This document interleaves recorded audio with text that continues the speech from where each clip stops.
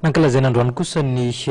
Jobely Volafotsy nahampitandrina ny pasteur Razafy Malala Bebenirina eo anivon'ny FJKM Fenoasina Firaisana voarolanina araka izany ireo mpino eo anivon'izany fiangonana izany eo ihany koa ireo mpino avy eo anivon'ny Synodam-paritany Arivo Avaradrano nankalaza ity fotoan-dehibe ity.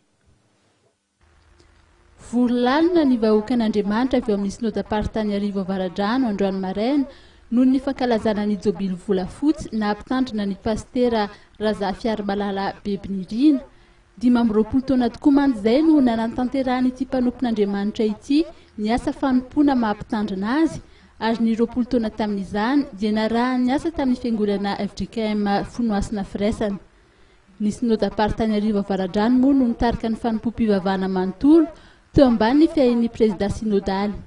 Ity farandraha teo no nitory ny tenin'Andriamanitra ka nanazava ny teny faneva manao hoe ny zavatra rehetra dia natao noho ny aminareo arak'izay hita amin'ny Koretianina 2:4-15. Nisy ny fanolorana takela-pahatsiarovana ho an'ny mpitandrina ary nisy ihany koa ny fanolorana takela-pahatsiarovana ho an'ny fiangonana. Ho fankasitrahan'ny fiangonana ny mpitandrina dia nanolotra fiara ho an'ny mpitandrina izy ireo ary mbola ny président synodaly no nitarika ny fanokanana sy fanolorana izany fiara izany. Fahasoavan'Andriamanitra tokoa ny asa ary be dia be ny zava-nanahirana nefa koa be dia be ny fifaliana, be dia be ny zava-mahagaga nataon'Andriamanitra dia ny ankapobeny aloha dia hoe tena vitsy dia vitsy ny sitrapoko ny tanteraka fa dia sitrapon'Andriamanitra dia izy no miambonahitra tena tsy nampoizina mihitsy zavatra rehetra hatramin'ity andro dia mareta mahaiza miaritra miaraka amin'ny tompo fa raha mitondra hererintsika ry mpitandrina tena tsy mahazaky fa dia azo tsapaitana rehefa mahay miaritra miaraka amin'ny tompo dia tena toy ny hoe misakambana antsika mihitsy Jesosy dia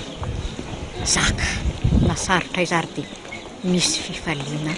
hatrany fifaliana anaty izay tsy fantatra izao tontolo izao hafa ihany ilay manao ny asa mpitandrina akaiky ny tompo.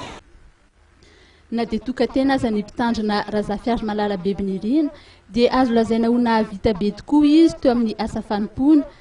tsy teo amin'ny fitandremana entiny ihany fa hatrany amin'ny toeram-panomanana mpitandrina sy hatrany amin'ny foibe.